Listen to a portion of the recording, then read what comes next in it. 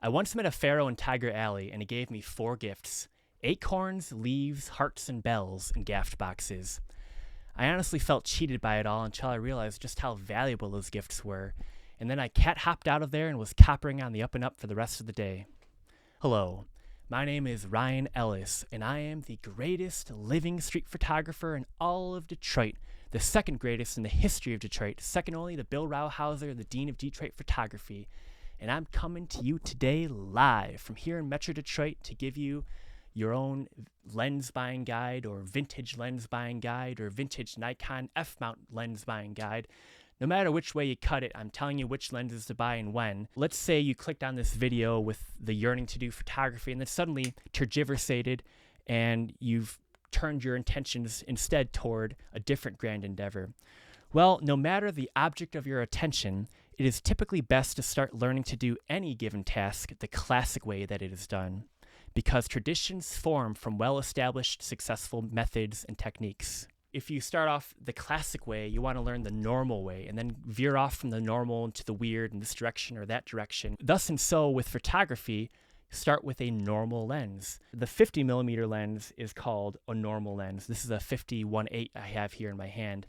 I would have you buy a 50mm lens as your very first lens. Don't even mess with the kit lens. Don't mess with autofocus. Get yourself manual focus.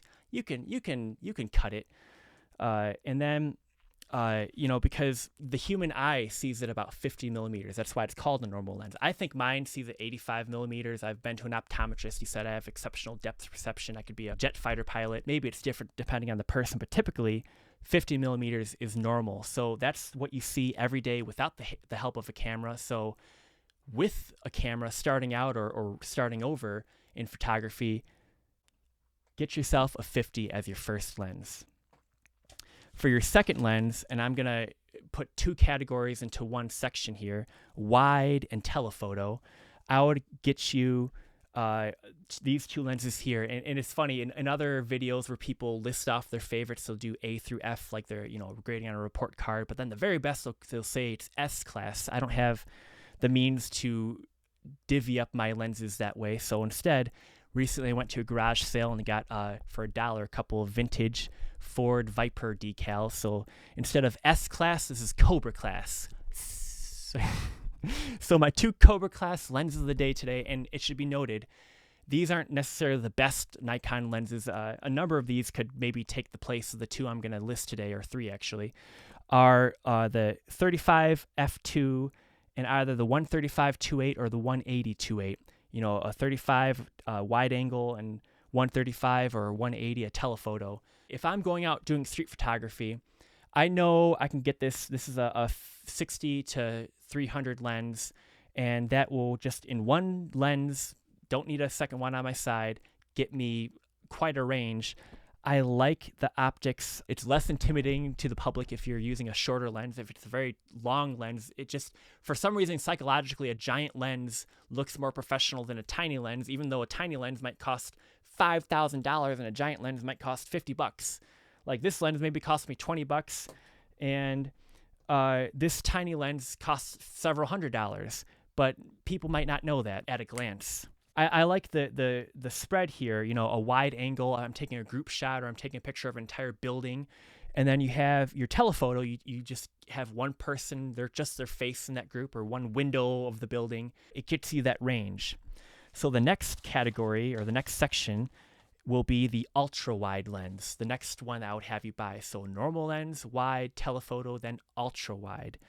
And this is a bad ultra wide lens, a 17-35 made by Tokina. I joke, there are some people so pretty they can't take a bad picture. This is such a bad lens, it can't take a good picture. Well, the exception proves the rule, and so that's why I use this lens, if I ever do, is just to challenge myself to see if I'm good enough at this point to get a good picture with this lens. It's such a terrible lens. And then, I can't shoot during the day, maybe at night with this thing. And then these next 2 lenses, a 20-2.8, 24-2.8. 24-2.8, super common, super cheap. Get yourself one of these. But if you can, get yourself a 20-2.8. I'm going to do it right now. Ooh, I love it. You're amazing. Do you have a, look at that. an improvement on the 24.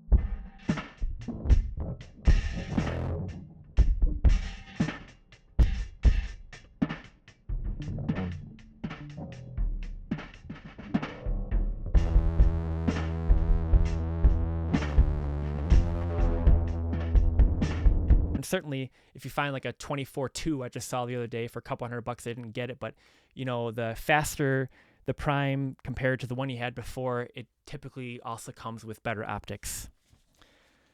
Next up, we have the very telephoto lens. You know, if you have an ultra wide, why can't you have an ultra telephoto?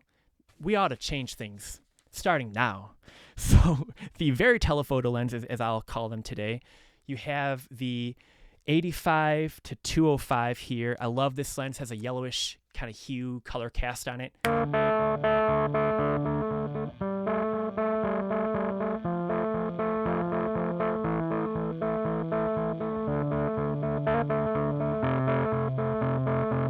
You can see I did a pedal video where it had that beautiful hue. At first, I tried to correct the white balance, and it made everything else look weird. You know, then it kind of, the color cast, everything, it was a global, universal change. So it just, everything kind of changed with it. So you kind of have to live with that. And if you like it, good. You know, like this lens has a bluish hue. You know, this 50 f2, this is a 50 1.4 behind me from the 70s, has a very yellowish hue. This has the most yellow hue of all my lenses, this Vivitar. This is a Tokina 200 2.8 that has like a very sterile, slightly bluish hue.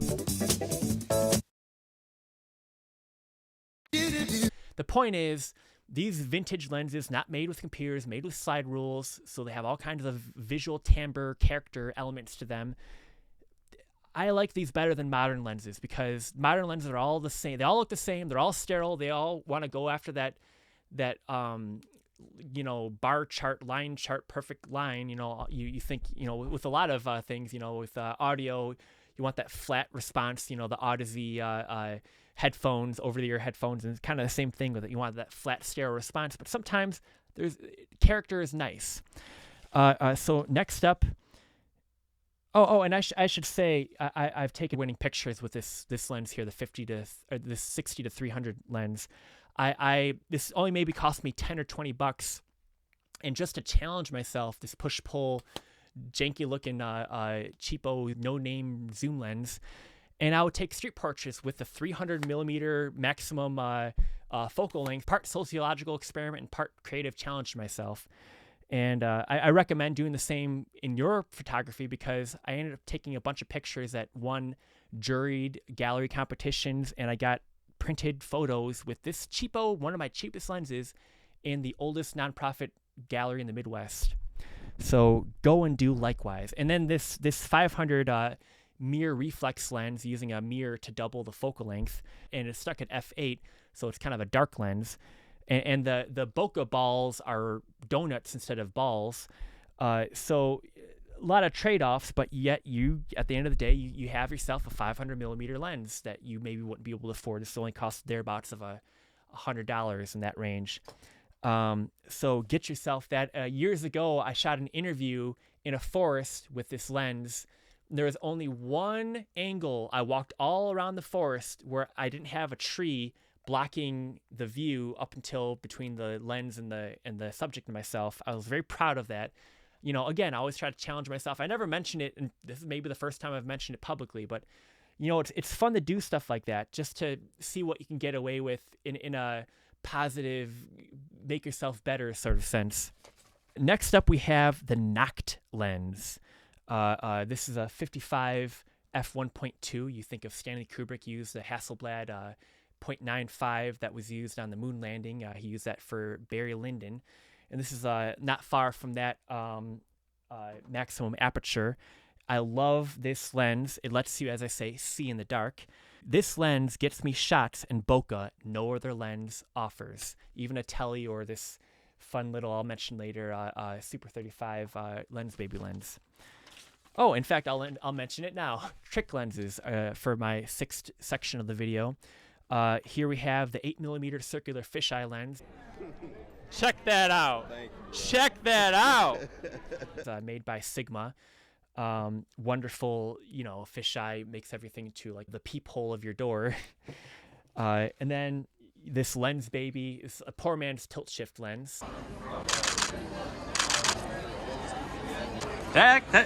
Wait, I might have to oh man, that looks so cool. I'm gonna send that to you. Look at that. Oh, hell yeah. Super 35 lens baby. And then finally, I haven't shown you up to now, this is a prism I made when I used to teach digital photography at a local school. This look cool. Hello, my name is Joseph. They call me Joe. Some people call me JoJo. God bless y'all and y'all whole family, and y'all stay good in school and study and stay out of trouble. I'm gonna make a video making another one of these because this one's kind of bent, and show you how to use it. You put an ultra wide in here and it makes a prismatic image at the end. But there are several trick lenses, you know, something that gets you a shot that it's dreamlike, otherworldly. And I'd recommend you getting one of those at this point. You know, it's sort of your order of operations here. The next category, number 7, a portrait lens. Now, there are 2 portrait lenses, in my opinion, or at least that I have. The 85mm and the 105mm. The 85, which I have an 85 f2.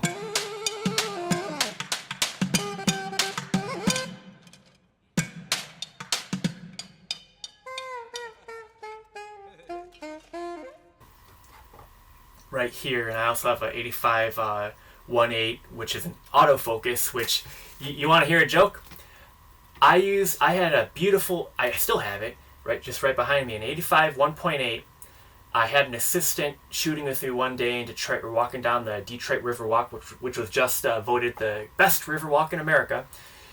And they dropped my camera with my 85 1.8 autofocus Nikon lens, and it never worked the same again.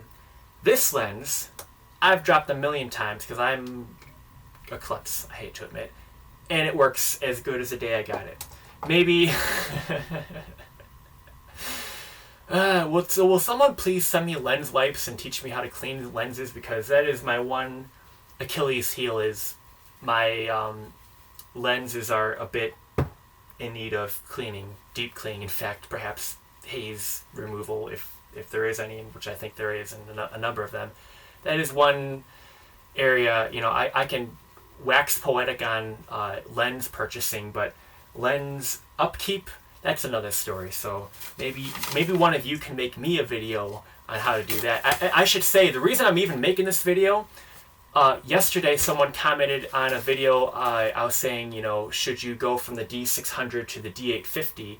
And they said, well, what about vintage lenses? I want to learn about those. So for that one person, I think their name starts with the letter R, I'm making this video. And for the rest of you, you all can enjoy it too. So the next category, so the 85 f2, it's a fashion photographer standard lens, standard focal length. And the 105-25. Today is Leap Day. To have a theme on a day such as today could, in my opinion, be nothing other than leaping. Best shot of the day. Those two right there with the dogs, I got them leaping in the air. The one guy was holding his dog. What a cool shot. What a cool idea for a shot. And what a cool excuse to have people do a pose like that. Which I have. That's actually the 135. Oh, here it is. I have so many lenses. Yep. I have 2 of these, and I have multiples of multiple lenses. The 105-25, in 1984, Steve McCurry took the picture for National Geographic, the cover shot, Afghan Girl. The most famous National Geographic cover picture of all time, taken with this exact lens. And I have 2 of them. Wonderful lens. I've taken portraits with every focal length, but including that one. Next up, we have the macro converter, and the teleconverter. The macro lens, we have just, you know, a dedicated macro lens. This is a 55-2.8. I lent this for a couple of years to an Oscar-nominated director who made some short films with this lens that played all over the world, and I think won some awards, international awards. This one lens right here. So maybe you can do the same. Then a macro converter. This is worth its weight in gold. This takes any 50mm lens and turns it into a 1:1, or in other words, life-size macro image. Macro photos are not always larger than life, but you might say they are at least life-size. Yeah.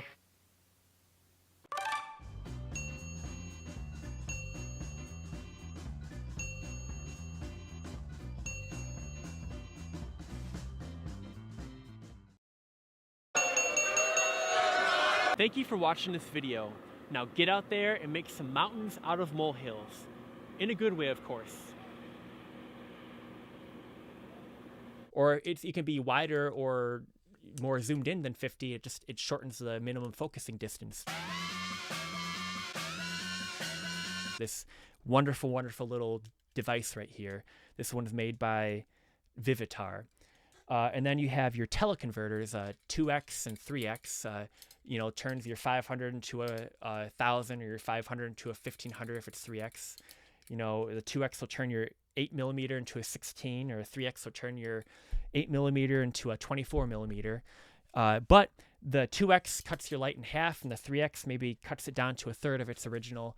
I forget the proportion that the 3x follows, but so adjust accordingly. But this will let you, maybe $100 for the 500mm mirror reflex lens, and maybe thereabouts of 100 for this. I'm sorry, I'm holding the wrong thing.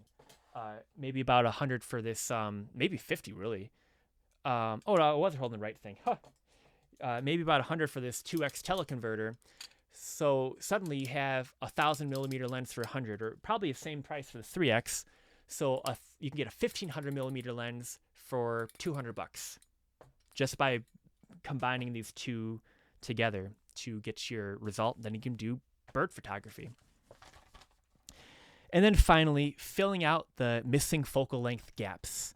In particular, this is a 28mm lens. Act like you love each other. Yes! Yes! Yes! Cheapo lens, it does the job. Nice lens. If you can't find a 35, get yourself a 28. Good enough. But get a 10mm, 1200mm. There are a bunch of other focal lengths, but again, I'm just gonna very quickly go from the beginning to where I just landed off here. First lens you buy, 50mm, because it's normal. It sees what you see. That's if you're starting or starting over, start with a 50mm.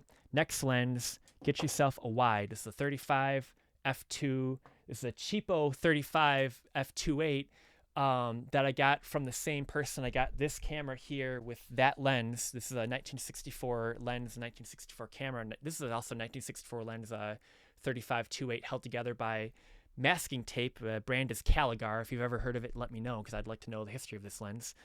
But the person I bought it from was a retired GM engineer that ran the crash test dummy program for GM throughout the 80s.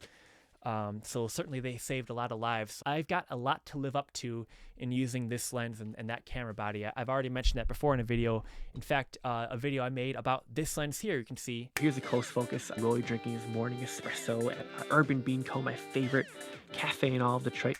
Right here, look up the 50 f2 lens, perhaps the sharpest lens, according to Ken Rockwell. But so yeah, get yourself the wide, then a telephoto lens, like a 135, 180.